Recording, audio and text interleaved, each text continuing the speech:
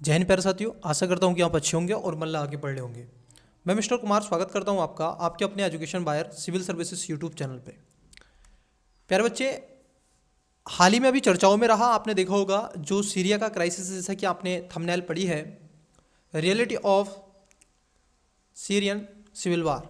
ठीक है, मैं मिस्टर कुमार एक बार पुनः आपका स्वागत करता हूं। अगर आप भी हमारे education buyer civil service YouTube channel पर पहली बार आए हैं तो तहे दिल से आपका स्वागत है। चैनल को सब्सक्राइब नहीं किया है तो कर लीजिएगा, वीडियो को लाइक कर दीजिएगा, जितना हो सके शेयर कर दीजिएगा। स्टूडेंट्स, इस क्लासेस में हम आपसे चर्चा करेंगे यूपीएससी के पॉइंट ऑफ व्यू से कि ये जो सीरिया का सिविल वार है, ये जो संघर्ष हो रहा है, यूपीएससी के लिए कितना महत्वपूर्ण है और क्यों जरूरी है।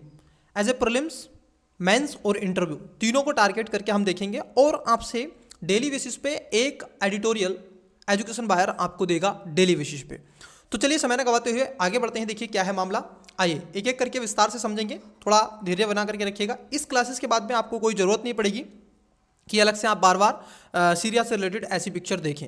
मैं मैपिंग भी आपको यहाँ पर दूंगा, क्या क्वेश्चन बन सकते हैं वो भी एक प्रीलिम्स और मेंस के क्वेश्चन भी हम डिस्कस कर लेंगे। आइए देखिए स्टूडेंट्स, न्यूज़ क्या है कि नए सिरे से शुरू हुआ सीरियाई संघर्ष, नए विद्रोही हमले के प्रमुख घटनाक्रम और उसके निहितार्थ क्या है उसके बारे में हम जानने का प्रयास आपसे करेंगे। अगर मैं बात कर लूँ कि हम पढ़ने क्या क्या जा रहे हैं, तो मैं आपको बता दें कि सबसे पहले हम देखेंगे आज के लेख में कि ये चर्चाओं में क्यों है और सीरियाई गृह युद्ध क्या है, सीरिया के लंबे समय से चल रहे गृह युद्ध के प्रमुख खिलाड़ी कौन कौन हैं और सीरिया में युद्ध का नया चरण क्या है और ये क्यों लगातार देखने के लिए आपको मिल रहा है। रसद अल अशद कौन है? तो सबसे पहले चलने से पहले हम आपसे चर्चा कर लेते हैं कि जो सीरिया है ये किस किस के साथ में बाउंड्री साझा करता है। आप देखोगे सीरिया की अगर मैपिंग की बात कर लें तो सीरिया नॉर्थ ईस्ट एशिया में पड़ने वाला एक देश है, जिसमें अगर हम देखें तो एक यह देश जो है ये एक लैंडलॉक कंट्री नहीं है। अगर आपसे पूछे क्या ये लैंडलॉक कंट्री है, जी नहीं। देखिए नॉर्थ में अगर इसके साथ देखें तो नॉर्थ में जो सीमा लगती है प्यारे बच्चे, जैसे ये नॉर्थ होता है, ये साउथ होता है और ये ईस्ट होता है और ये वेस्ट होता है। तो नॉर्थ में सीमा किसके साथ में साझा करता है? तुर्की के साथ में साझा करता है। वहीं आप देखेंगे यह, अगर हम देखें साउथ में किसके साथ में सीमा साझा करता है, तो साउथ में सीमा साझा करता है प्यारे बच्चे, ये आप देखोगे जॉर्डन के साथ में। ठीक है, किसके साथ में सीमा साझा करता है? जॉर्डन। और इधर आप देखोगे ईस्ट में लेबनान के साथ में सीमा साझा करता है और यहाँ पर है मेडिटेरियन सी, मतलब कि ये ओपन कंट्री है, लैंडलॉक कंट्री नहीं है, सी के साथ में भी सीमा साझा करता है। इन सब के अलावा आप देखोगे यहाँ इस साइड में ये जो है आपका ईस्ट में इस वाले क्षेत्र में देखें तो एक देश पड़ता है। अगर मैं उस देश की बात कर लूँ तो यह इन क्षेत्रों में इराक के साथ में सीमा साझा करता है। यहाँ पर क्या मिलेगा? इराक। तो इराक के साथ में भी क्या है आप देखोगे सीमा साझा करता है। तो चलिए इसको मैपिंग के पॉइंट ऑफ व्यू से हमने देखा कि अब यूपीएससी में क्या क्वेश्चन बनेगा। निम्नलिखित में से सीरिया क्या लैंडलॉक कंट्री है?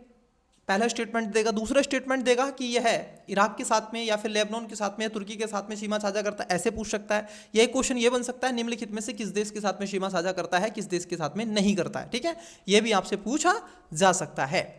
वहीं अगर हम बात कर लें यहाँ पर आप देखोगे ये जो रीजन है, ठीक है, ये फोर्स अलायंस वाला रीजन है, जो आपको व्हाइट कलर का रीजन दिख रहा है मोदी, वन सेकेंड, ये जो आपको ये जो रेडनेस आपको दिख रही है, ये टोटल ये जो रीजन आपको दिख रहा है बच्चे, ये कौन सा एरिया है? अगर आप इसको देखें तो ये सीरियन फोर्स अलायंस का रीजन है। वहीं तुर्कीज जो आप देखोगे वैकेट जो रिसेंट के रूप में रखा गया, जिस पे तुर्की का अपना कब्जा और यहाँ पर लड़ाके दिखाई दे रहे हैं, ये जो विलू लाइन से आपको दिख रहा है, ये जो विलू लाइन से आपको दिख रहा है, ये विलू वाले जो टिक दिख रहे हैं, इस पे तुर्की का आक्रमण आपको देखने के लिए मिल रहा है।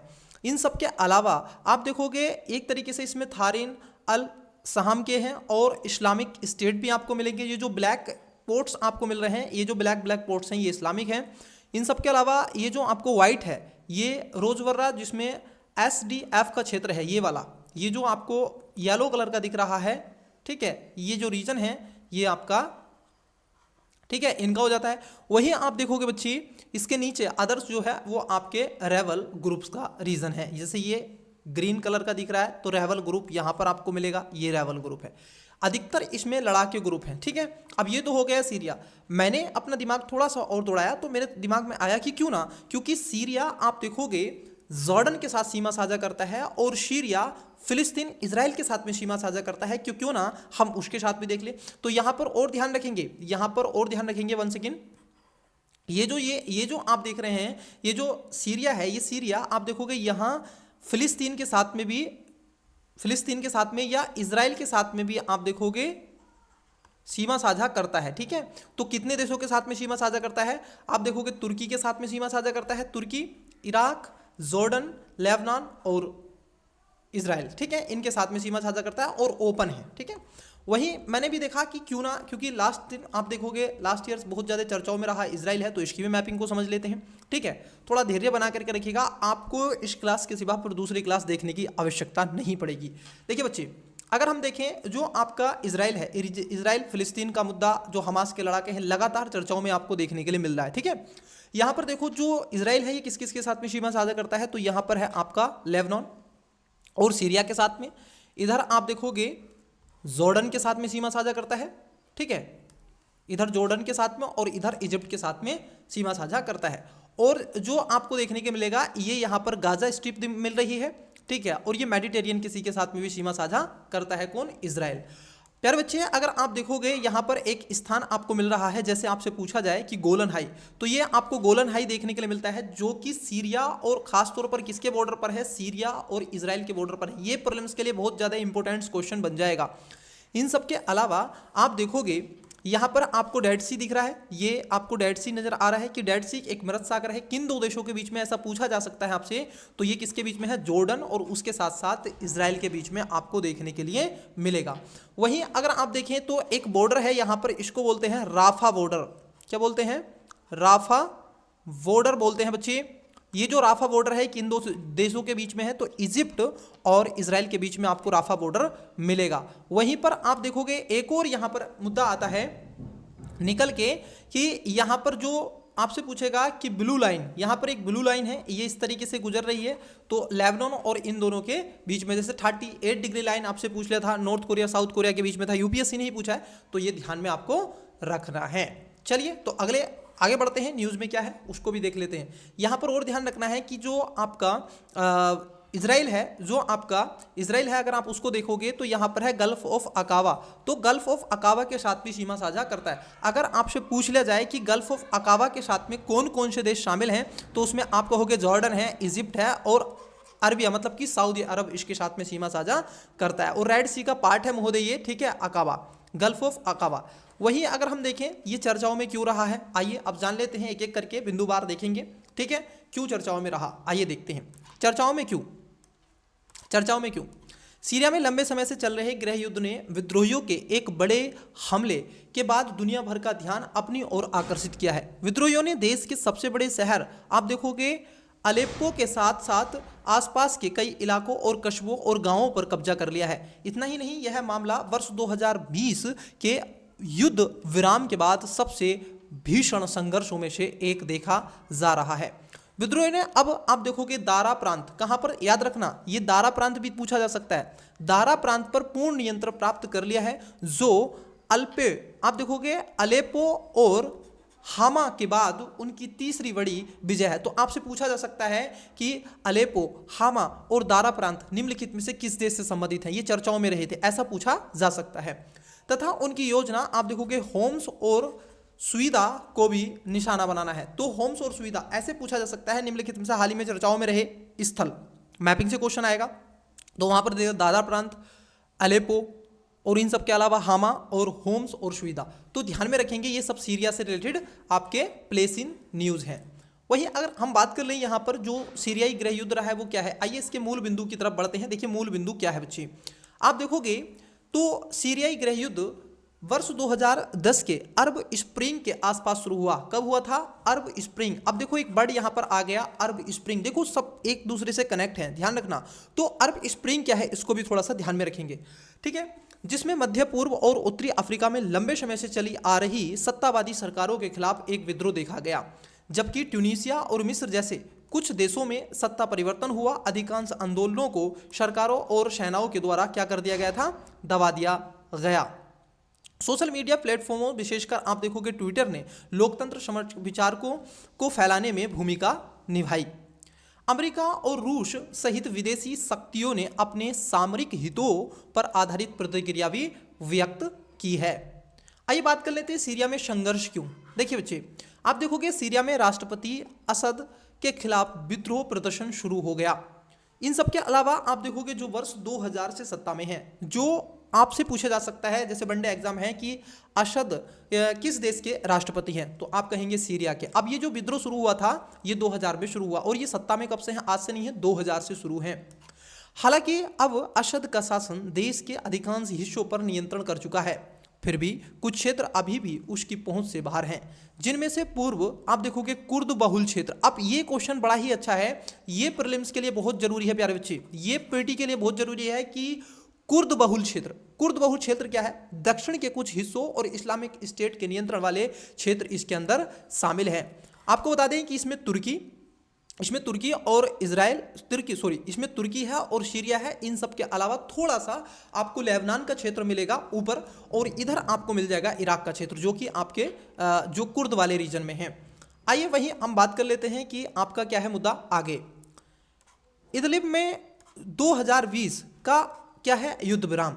मार्च 2020 में तुर्की और रूस के बीच में हुए युद्ध विराम समझौते ने आप देखोगे इदबिल प्रांत में अपेक्षाकृत शांति आई।